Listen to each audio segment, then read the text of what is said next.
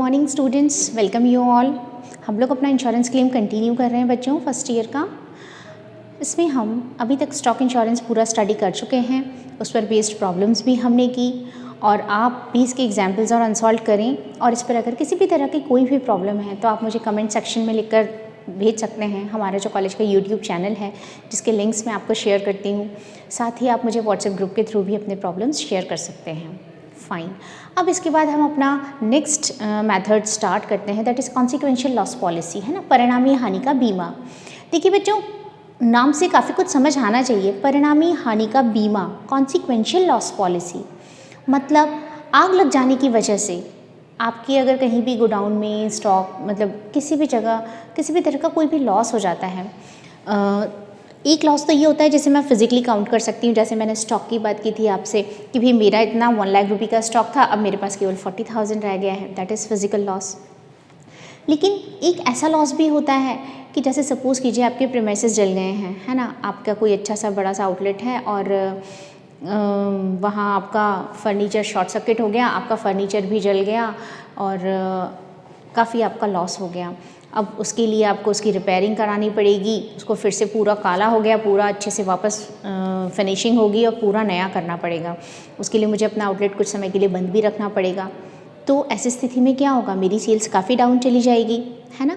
तो परिणामी हानि का बीमा यानी इस आग के लग जाने की वजह से जो आगे कुछ समय तक मेरी किसकी होने वाले प्रॉफिट का जो मुझे लॉस हुआ उसको हम कॉन्सिक्वेंशियल लॉस पॉलिसी में इंक्लूड करते हैं, है ना। लॉस ऑफ प्रॉफिट पॉलिसी भी है ये, यानी इसकी वजह से मुझे लाभों का जो नुकसान हुआ है उसे मैं यहाँ पर कैलकुलेट करती हूँ और उसके लिए मैं इंश्योरेंस कंपनी को क्लेम करती हूँ। देखिए बच्चों, दो चीज़ होती हैं, एक तो होता है कि फायर इंश्योरेंस, एक होता है कॉन्सिक्वेंशियल लॉस। दोनों में क्या डिफरेंस है तो दोनों ही आग लगने की वजह से। डिफरेंस ये है, फायर इंश्योरेंस में तो बच्चों हमें सारे रेवेन्यू और कैपिटल एक्सपेंडिचर सब उसमें कवर होते थे, है ना। और हमारा जो कॉन्सिक्वेंशियल लॉस पॉलिसी है, लॉस ऑफ प्रॉफिट पॉलिसी है, इसमें हमें केवल रेवेन्यू आयगत खर्चों की ही को ही रिएम्बर्स किया जाता है, केवल उन्हीं की हम दोबारा से क्लेम कर सकते हैं, वसूली कर सकते हैं, जबकि उसमें हम आयगत और पूंजीगत दोनों को कर सकते थे।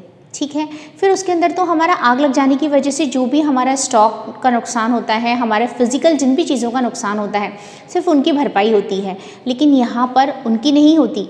इसकी वजह से मुझे जो लाभों का नुकसान हुआ है, लाभों की हानि हुई है या होगी, उसकी पूर्ति यहाँ पर की जाती है ना। तो कॉन्सिक्वेंशियल लॉस पॉलिसी में मेरी लाभों की जो हानि होगी, मतलब मेरी सेल कम हो जाएगी इसकी वजह से, अगर मुझे आउटलेट बंद रखना पड़ा या उसमें रिपेयरिंग की वजह से तो मेरी सेल पर इफेक्ट आएगा, तो उसकी वजह से मेरे प्रॉफिट्स का लॉस होगा। दूसरा, मुझे अपने बिजनेस को उन ख़राब कंडीशंस में भी अगर मैं चाहती हूँ कि मैं नॉर्मल लेवल पे रन कर सकूँ तो मुझे उसके लिए एडिशनल एक्सपेंसेस करने होंगे, है ना, एडिशनल वर्किंग कैपिटल इन्वॉल्व करनी पड़ेगी, तो वो भी मेरा एक तरह का लॉस है, उसे भी मैं यहाँ पर क्लेम कर सकती हूँ।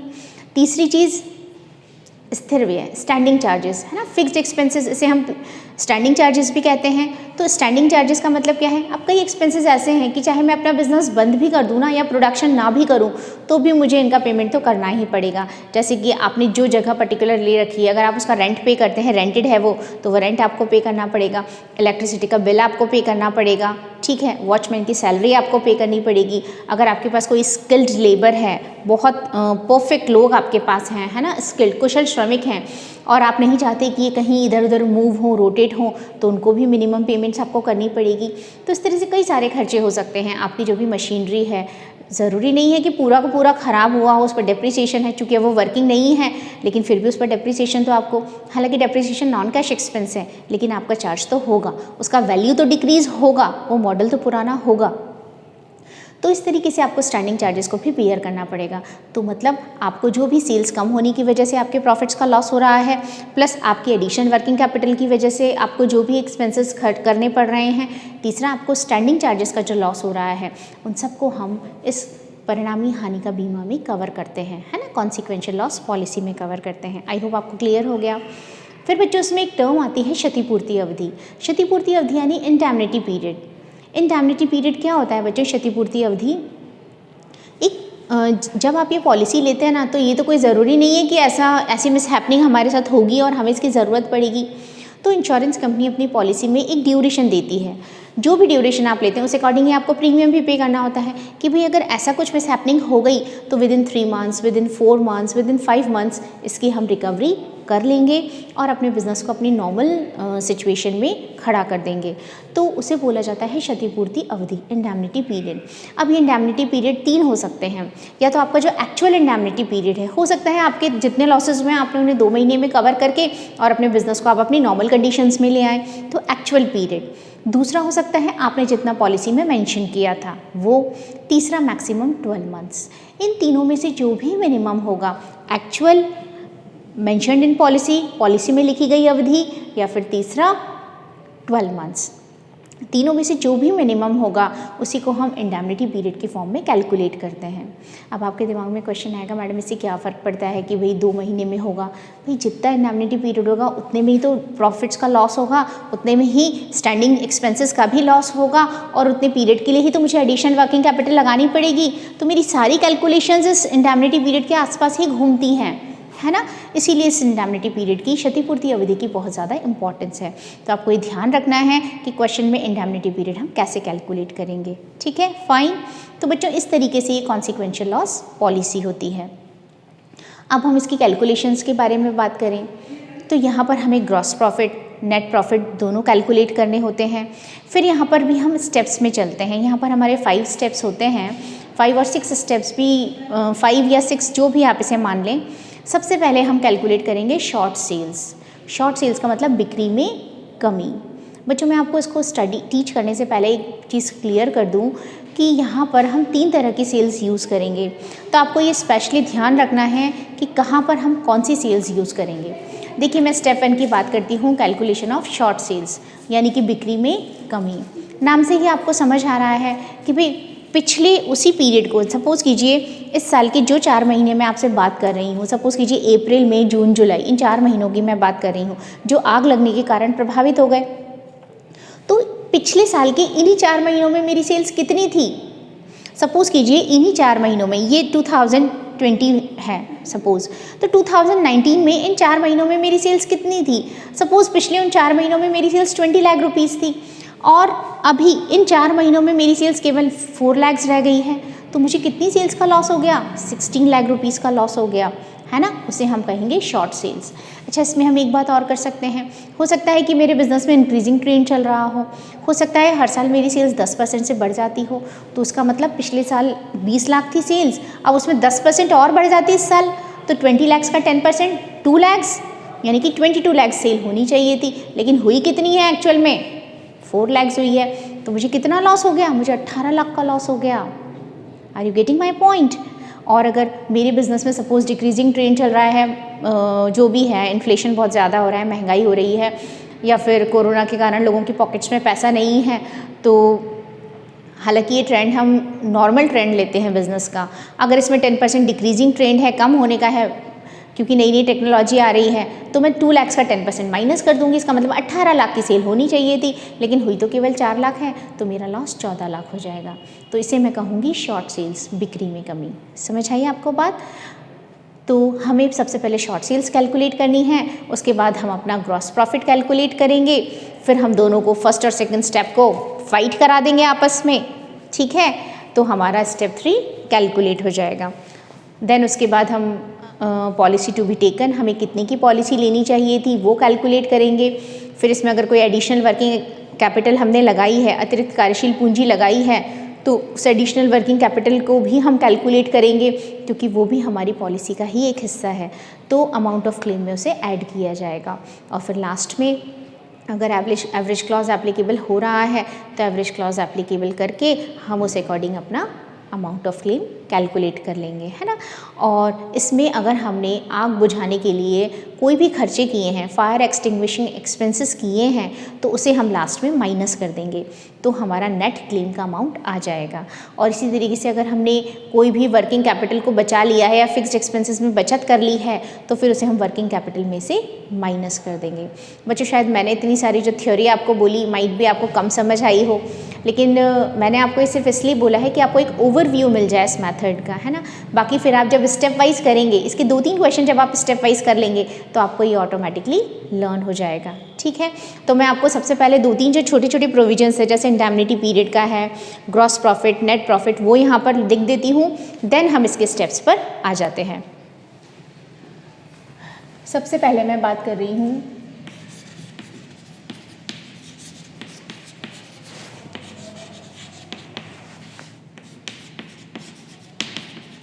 जिसका असली नाम है कॉन्सिक्वेंशियल लॉस पॉलिसी। इसे हम बोलते हैं परिणामी हानि का बीमा, ठीक है। क्षतिपूर्ति अवधि,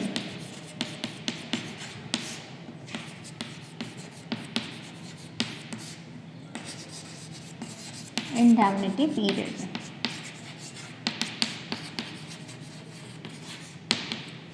क्षतिपूर्ति अवधि, 3 टर्म्स हमारे पास हैं। उन तीनों में से जो मिनिमम होगा हम उसे इंडेमनिटी पीरियड के फॉर्म में लेंगे। क्या? एक तो है एक्चुअल पीरियड, वास्तविक अवधि जो भी होगी इसकी। दूसरा मेंशन्ड इन पॉलिसी, जो भी अमाउंट आपका ड्यूरेशन पॉलिसी में मेंशन होगा आप उसे लेंगे। और तीसरा मैक्सिमम 12 मंथ्स, अधिकतम 12 महीने हो सकते हैं क्योंकि हर साल रिन्यू होती है पॉलिसी, 1 साल के लिए होती है पॉलिसी। इन तीनों में से विच एवर इज लेस, तीनों में से जो भी कम होगा विल बी टेकन एज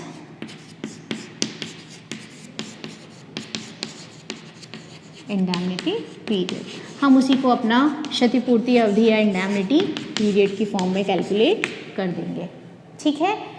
समझ है आपको? क्षतिपूर्ति अवधि को आपको डिसाइड करना होगा क्योंकि कई बार क्वेश्चन में कंफ्यूज कर दिया जाता है। उस अकॉर्डिंग हमारी सेल्स भी चेंज हो जाती है और हमारे शॉर्ट सेल्स कैलकुलेशन में भी फ़र्क आ जाता है ना। जब हमें पूरे ईयर की मंथ वाइज सेल दी होती है तो फिर हमें पता होना चाहिए हमें किन मंथ्स की सेल निकालनी है, वहाँ इंडेमनिटी पीरियड बहुत काम आता है, ठीक है। That is indemnity period. Then इसके बाद सेकेंड चीज़ हम लेते हैं ग्रॉस प्रॉफिट, सकल लाभ। ग्रॉस प्रॉफिट तो पता ही है आपको, इसकी हिंदी इसे हम बोलते हैं सकल लाभ। इसे कैलकुलेट करने के लिए मैं क्या करूं? इसे कैलकुलेट करने के लिए मुझे लेना है net profit plus insured standing charges, insured standing charges.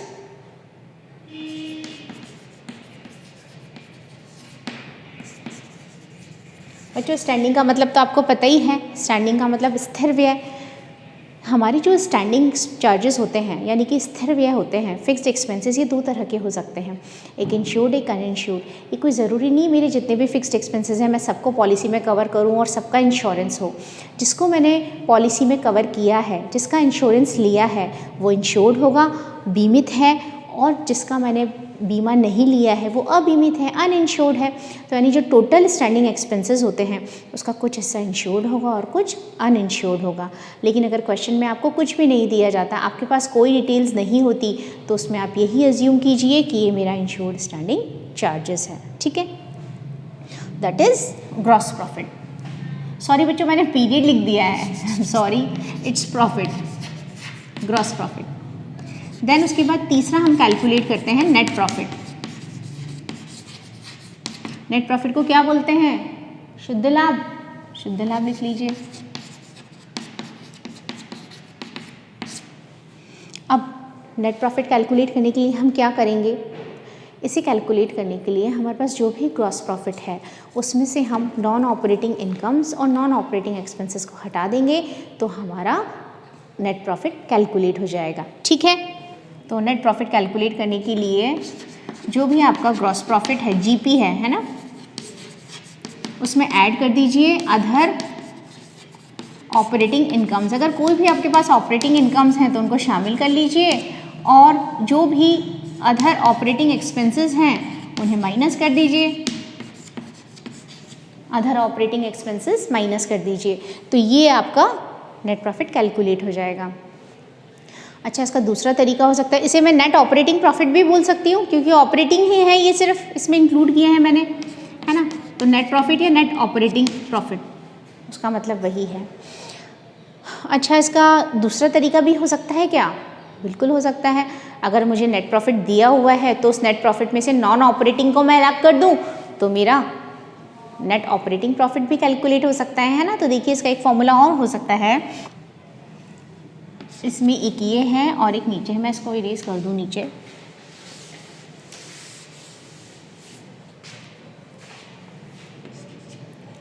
ठीक है, तो net operating profit is equal to, है ना, सबसे पहले net profit as per P&L। आपके P&L में जो भी नेट प्रॉफिट दिया है आप वो ले लीजिए। फिर इसमें आप क्या करेंगे,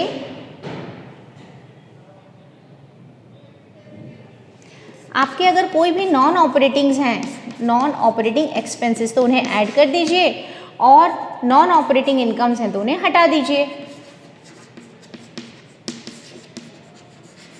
वही नेट प्रॉफिट में मेरे पास जो भी P&L में जो भी नेट प्रॉफिट आता है उसमें मैंने क्या किया हुआ था, मैंने नॉन ऑपरेटिंग एक्सपेंसेस और नॉन ऑपरेटिंग इनकम्स का एडजस्टमेंट किया हुआ था, है ना। इनकम्स ऐड की हुई थी तो मैंने माइनस कर दी और एक्सपेंसेस अगर ऐड लेस किए हुए थे तो उन्हें फिर से ऐड कर दिया। तो इस तरीके से मेरी नेट ऑपरेटिंग इनकम आ जाएगी। ठीक है, उसके बाद इसमें एक छोटा सा पॉइंट और है, स्पेशल सर्कमस्टांसेस क्लॉज।